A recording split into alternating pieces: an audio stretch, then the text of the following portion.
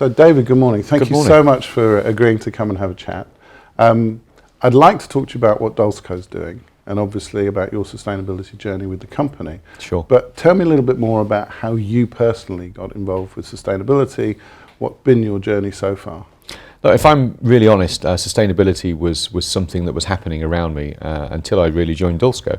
I think my visit to the UK to see my first waste to energy plant really drove home what the world is doing with its waste, or potentially should be doing with its waste. When I saw just how much came out of West London in a day and what was actually happening to it, and I thought, my God, in my 49 years at that time, I've been walking on this, or I've been playing golf on this, because landfills was the norm as I was growing up. We'd always try to do our piece when we lived in the UK by recycling. When we came to Dubai in 2013, we had a two-bin system, so we were very regimented in doing it. But it wasn't until I saw that when I went to the UK on a visit that it actually really hit me. So do you think the UAE is catching up with Europe and the Western world? I think it's slowly getting there. I think there's a lot of drive to be able to move to a more sustainable lifestyle. I think with Expo 2020, that's going to be a real catalyst for people. The biggest challenge we seem to be up against is actually belief, what actually happens with the products that are being segregated and recycled. There is still a misconception that it just all goes to landfill. I certainly know from our perspective it's not, and trying to drive that message of recycling, diversion, reusing, upcycling is a constant message we're trying to push. So tell me a bit about Dulsco. Everybody sort of have seen a Dulsco truck running around Dubai, but the company's a little bit older than that, isn't it? It is. The company is actually in its 86th year. I mean, I'm not 86, as obviously you can see, or maybe I do look like that this morning. It's been a hard paper round. It is 86 years old. It's an Emirati homegrown company. We've began in 1935 on the banks of the creek when our founder, if you like, actually started unloading a dhow with some able-bodied friends, and from there the business grew into stevedoring, which it still does today in Dubai and Abu Dhabi. About 20 years ago it moved into waste management, which at the time was very much waste transportation, moving it from A to B, and has really evolved since then into three pillars, one being human capital. I like to call it the power of invisible. You know, with over 14,000 staff, there's a lot of activities that go on, but you don't see because they're not in a Dulsco uniform. What you do see is the Dulsco buses transporting them, or as you said, the Dulsco truck moving the waste around. We have a white-collar outsourcing business, as well as a recruitment business, and our waste management business, which has really evolved from transportation now to slop and sludge facility, which will be opening in Jebel Ali.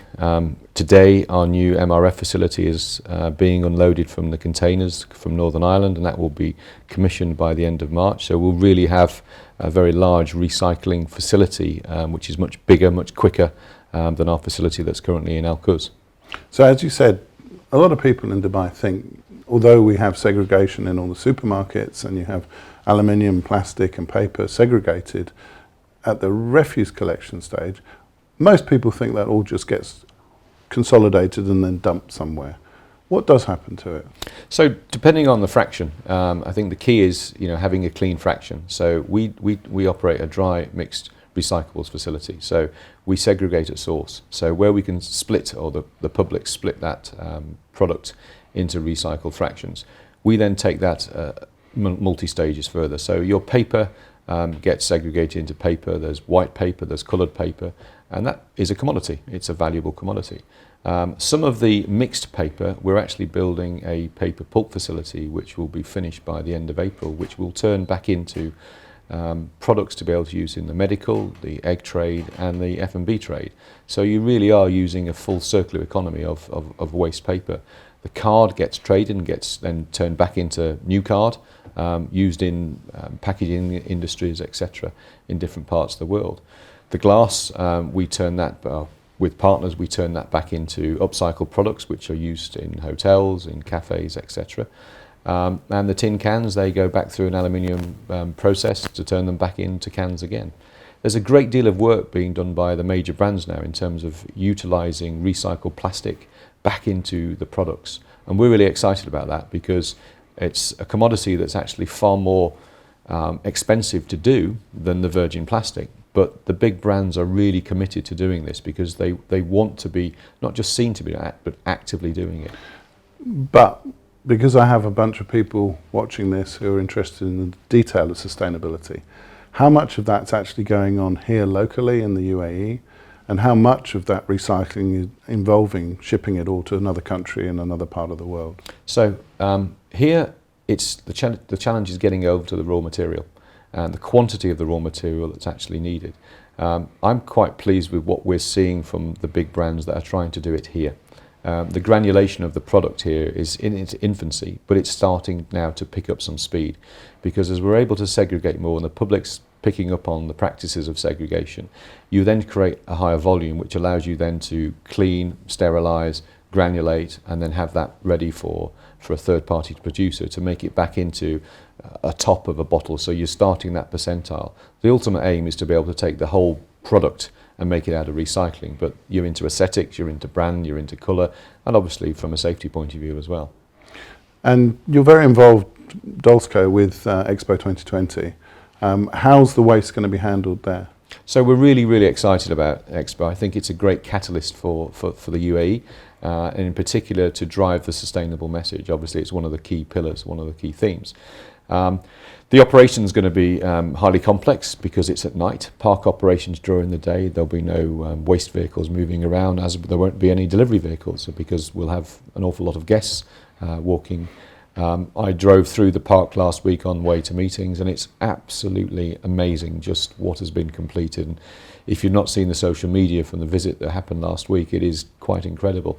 So there's an awful lot of work to do. I mean, effectively, it's a three-stream setup with organic waste, recycling, and general waste, split 48, if I get my maths right, 39 and 13. There's a central waste facility where we'll effectively bring a lot of things together. We're going to have an RDF facility in there to take the organic matters. We're going to take out the recycling, put it through the MRF, begin that whole process of segregation, upcycling, recycling, etc. And hopefully we'll be left with very, very little residual general waste, which then will go to landfill, or between now and Expo, maybe there'll be a technology we can pick up that will improve that 85% diversion even further. That sounds really exciting. I mean, I'm looking forward to Expo myself. Of course, the big challenge is what the public perception is of sustainability, not just recycling and not just waste handling, but actually driving down our carbon footprint. There's been a lot in the press and a lot in the general media about the need to stay within 1.5 degrees, and the fact that companies are now increasingly committing themselves to a net zero goal. Do you see Dulsco committing to a net zero goal anytime in the future?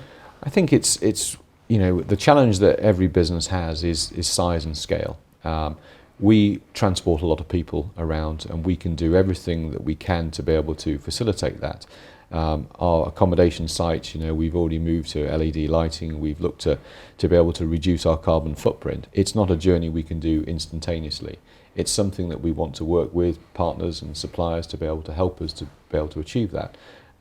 Setting that goal is a goal. The goal could be 50 years long. Action needs orientation, and it needs to happen as quickly as possible.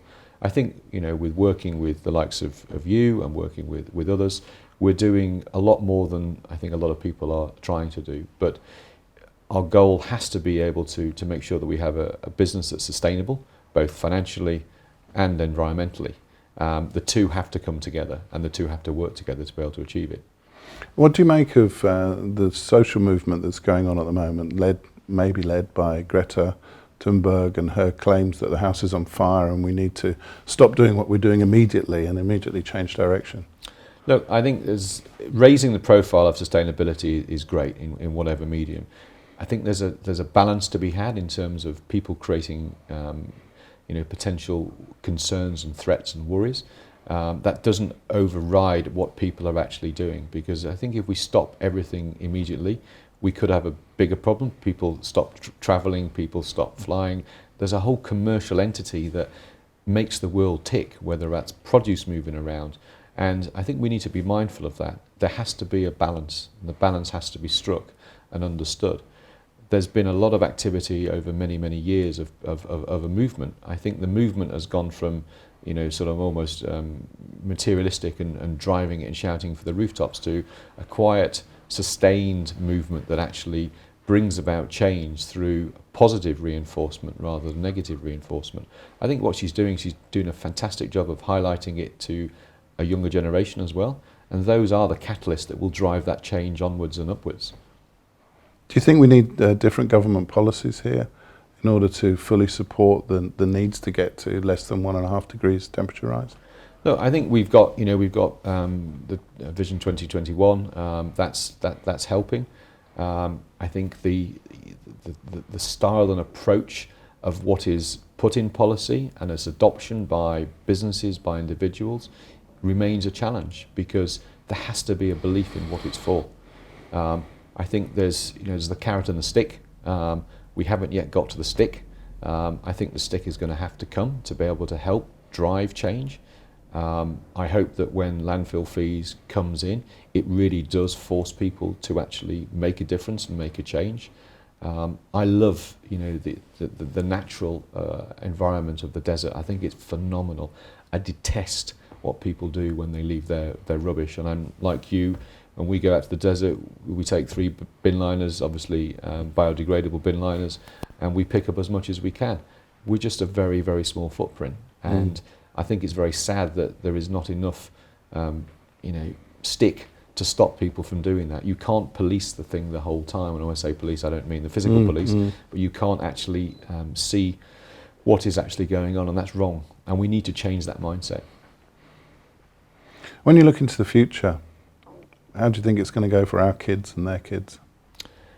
Certainly mine are more aware than I ever was about the environment and about sustainability. I was delighted at our daughter's school last week when they're actually introducing a new part of the curriculum, I think based on what Italy has been doing as part of the IB focus on environment and sustainability. I think that's absolutely tremendous. If I look back now on when I started, when I was going through school and leaving school, if I'd have had something like that, what I know now, I'd have taken it. I think that it has been a generational change.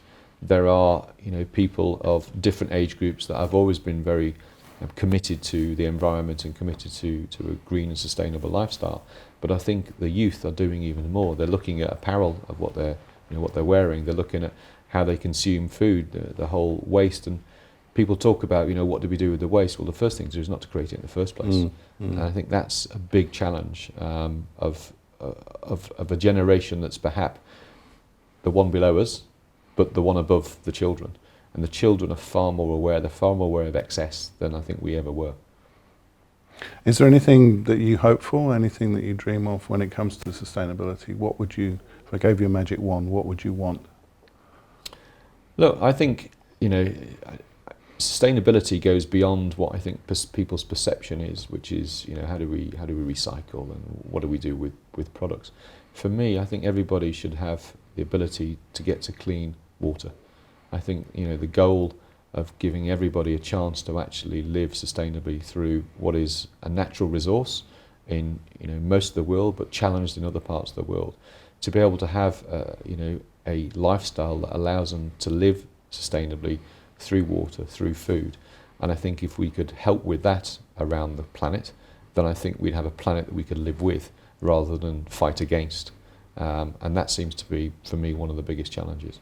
Excellent. David, thank you very much for your time. Really Thanks, good Bill. to chat with Thank you. you. Thank you. Thank you.